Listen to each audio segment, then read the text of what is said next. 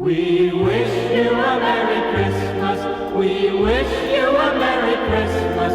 We wish you a Merry Christmas and a Happy New Year. Once upon a time, when there was magic everywhere, and in particular on Christmas Eve, the most magical night of the whole year, it had been snowing for more than an hour. That's just enough snow for Santa Claus's sleigh. Jeannie, Bobby, come along, children. It's getting late and Santa Claus won't stop here unless you're sound asleep. But, Mommy, we have to put up our stockings first. Go ahead then, but hurry. Come on, Jeannie. We'll hang them right here by the fireplace. There. Can't miss seeing them there. All right, children. Kiss Daddy and me goodnight and then up to bed with you.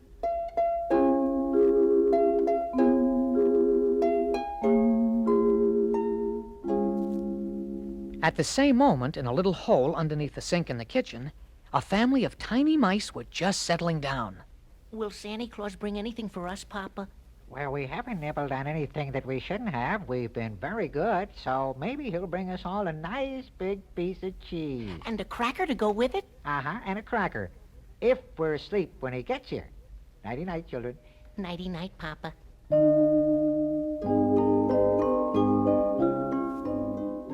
In a few minutes, everybody in the whole house was sound asleep, except Grandpa Clock, who stood in the corner of the parlor and slowly shook his head back and forth. 'Twas the night before Christmas, when all through the house not a creature was stirring, not even a mouse. The stockings were hung by the chimney with care, in hopes that St. Nicholas soon would be there. St. Nicholas, whom we call Santa Claus, was still way up at the North Pole, where all the gnomes and elves were still trying to pack all the presents onto the big sleigh. Oh, my. Now, where's page 408 of my list? Where is it? Ah, here we are. Now, I'll call off these items, and you, Inky Dink, you make sure they're on the sleigh. Go ahead, Santa Claus. Baseball bat for Bobby. It's ready to go. A big box of jumping jacks for Jeannie. Ready to go? An electric toot-toot train for Tommy. Ready. And finally, Yes, Santa? a big piece of cheese for the mice family. It's ready. Anything else? Yes, a cracker. A nice, crisp cracker for our tiny friend. Here it is, Santa. Everything's all ready. Then I must be off. Out of the way, gnomes. All of you stand clear. Have a good trip, Santa, and be sure everybody gets what they asked for. Don't worry, Inky. I've got my list. Oh, have the reindeer been fed? Of course, Santa. Then here we go. Up Dasher, up Dancer, up Prancer and Vixen.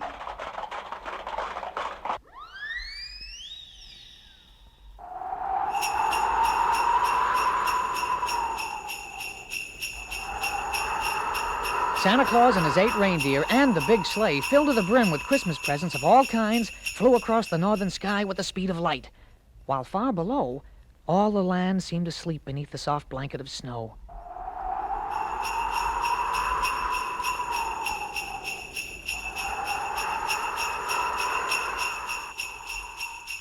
But not everyone was asleep. The mice hadn't even closed their eyes yet. I'm starving, Papa. Can't I just go outside and sniff around the kitchen? And if Santa Claus saw you, what then? There'd be no cheese and no cracker. Well, what's taking him so long? He's got hundreds and hundreds and thousands of stops to make before he gets here. Then if he's so busy, he's liable to forget us. Santa never forgets. Never. Now go to sleep, children. Go to sleep.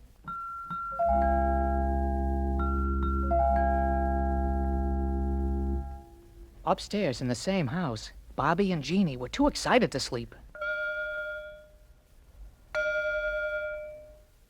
It's midnight, Jeannie, and he isn't here yet. Maybe he knows we're still awake. Then we'd better pretend that we're asleep. Okay. And downstairs in the parlor, the wise old grandfather clock slowly shook his head. Just then, everybody in the whole house heard the wonderful sounds coming from outside. Now Dasher, now Dancer, now Prancer and Vixen. On Comet, on Cupid, on Dunder and Blitzen. To the top of the porch, to the top of the wall. Now dash away, dash away, dash away all. The reindeer, with the sleigh full of presents, and Santa Claus, too, flew onto the roof of the house. Bobby and Jeannie snuggled under their blankets and squeezed their eyes closed as they listened to every sound. He's here. He's here.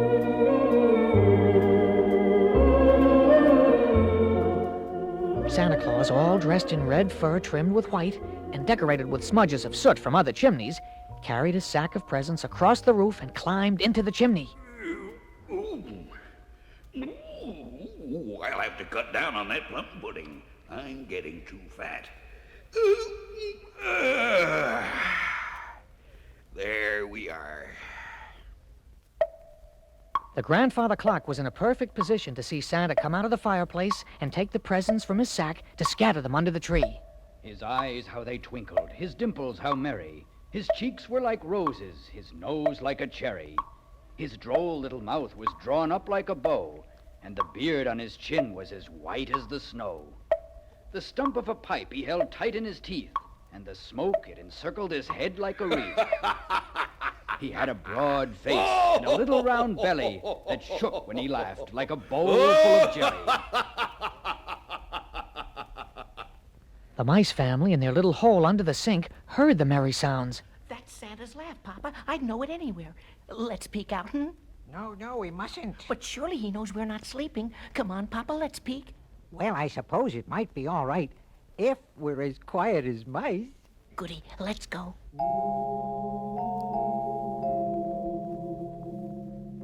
The mice watched Santa Claus place the baseball bat for Bobby and the jumping jacks for Jeannie under the tree, along with a lot of other toys. Then Santa went to the fireplace and filled up the stockings that were hanging there.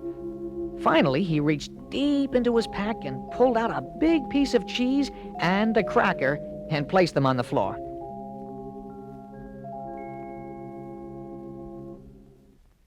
Look, Papa. Oh, yummy, yummy, yum. He remembered. Then, when he was all finished his work and about to climb back up the chimney, Santa Claus turned his head and looked right at the mice and merrily winked one eye. He winked. There he goes. Santa came out of the chimney and onto the roof. He sprang to his sleigh. To his team gave a whistle. And away they all flew like the down of a thistle. But they heard him exclaim ere he drove out of sight, Happy Christmas to all, and to all a good night. We wish you a Merry Christmas. We wish you a Merry Christmas. We wish you a Merry Christmas and a Happy New Year.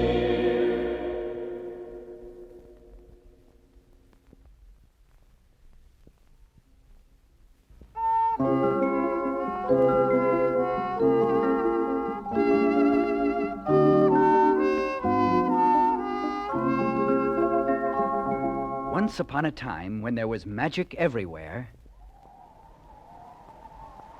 a little fir tree grew in the great forest. The tree was so small that in winter the snow completely covered it. "Oh, it's nice and comfy in here. At least I'm out of that cold wind. But still, if I were grown up like my friends, maybe I wouldn't mind the winter so much. Oh, if only I were a bigger tree."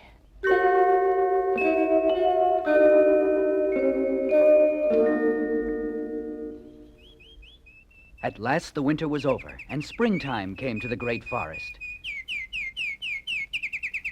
The birds flew back from their homes in the Southland, and woodchucks climbed out of their snug holes deep in the ground. Hello, little fir tree. Have a good winter? Well, most of the time I was covered with snow, so I couldn't see very much of it. How wonderful. But I wanted to see the winter. I wish I were as tall as Uncle Spruce over there. Then I could spread out my branches and see the whole world. Don't you like the grass right here? I do. It's delicious.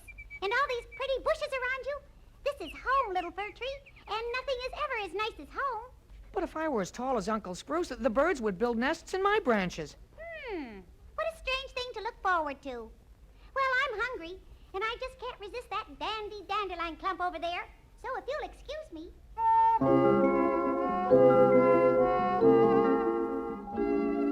Spring passed into summer, and then it was fall.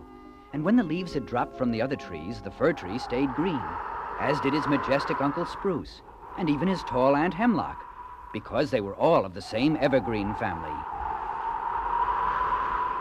One day, Uncle Spruce, with the help of a strong breeze, leaned way over and said something which made the little fir tree the happiest it had ever been. Well, little fir tree, you've grown taller. I have? Oh. In another year, you'll reach as high as my first branch. Oh, is that all? I want to grow faster than that. Uh-oh. What is it, Uncle Spruce?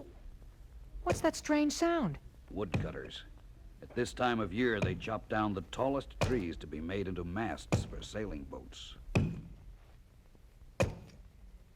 Oh, how I'd love someday to be a mast on a sailing boat and see the whole world. Maybe someday you will, little fir tree. But in the meantime, enjoy your young treehood while you can.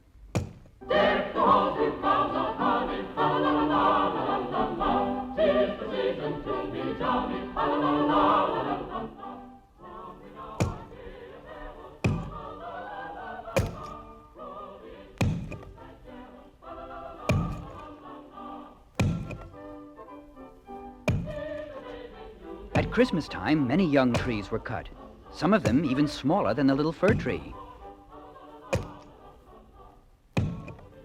When the young trees were carried away, the fir wiggled a branch at a passing sparrow. Sparrow? Why were those trees taken, and why could they keep their branches, and where are they going? I know, because I've peeped in windows in the town. What did you see? Oh, tell me, Sparrow. I saw the trees in the middle of warm rooms, and they had the most beautiful things hanging from them.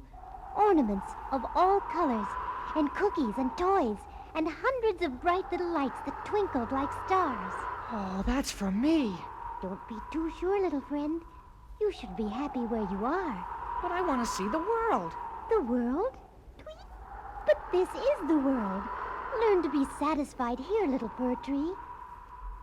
2 more years passed until it was just before Christmas.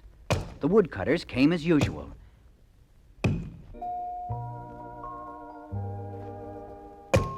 And this time they chopped down the little fir tree.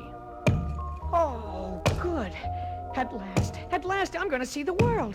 The little fir tree was loaded on a cart and carried out of the forest. At last it found itself on a train traveling across the country.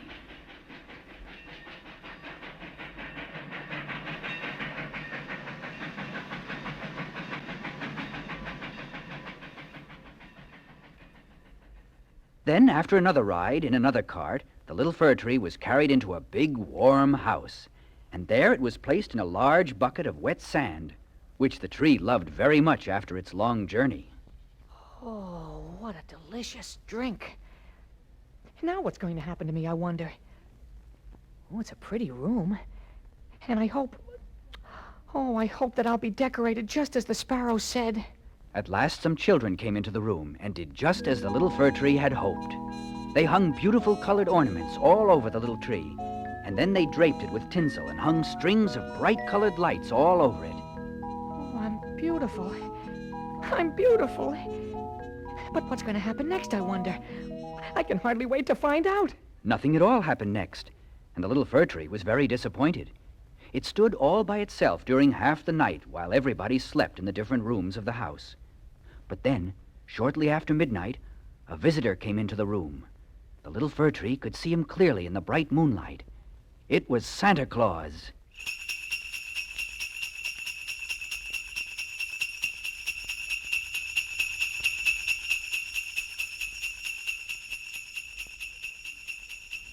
When all the presents had been placed under the tree, Santa Claus disappeared up the chimney, and again the little fir tree was left to wonder what would happen next. In the morning, it found out. We wish you a Merry Christmas. We wish you a Merry Christmas. We wish you a Merry Christmas. Oh, look who's been here. Santa Claus. Merry Christmas, children. Merry Christmas. Doesn't the Christmas tree look beautiful, Daddy? It does indeed. Just beautiful. The little fir tree stood proudly and rejoiced in the admiring looks of the family. Oh, this is what the world is really like. I hope every day from now on will be just like this one.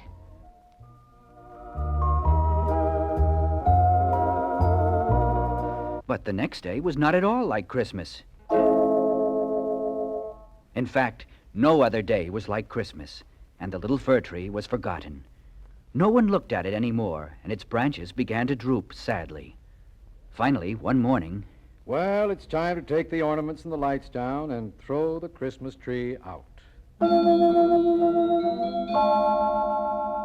the The little fir tree could hardly believe what it had heard. But then, in a short while, all the pretty decorations had been taken off, and it was lifted out of the cool, damp sand. Why did I ever want to leave the forest? The happiest time of all was when I was growing there. Only I didn't know it at the time.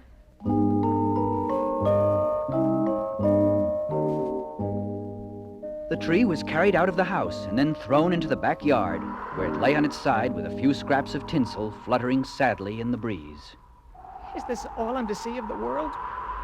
Just this corner of the yard forever and ever? No, it cannot be. A tiny gray mouse, hunting the yard for food, came to the little fir tree. Why are you crying? What's the matter, old fir tree? Old? You call me old? But only a few weeks ago, I was growing in the forest. What happened to you? I became a Christmas tree. I thought it was the most glorious thing on earth, and that I would see the whole world. But I was wrong, because when Christmas was over, look what happened to me. Oh, I am sorry. But maybe your luck will change. Well, I've got to go hunt up something for the family to nibble on, so I'll see you later. Yes, I'll be right here. I'm not going anyplace, I'm afraid. Ever again.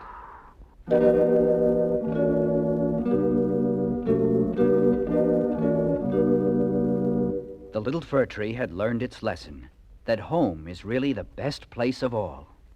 If only I hadn't wanted to see the world.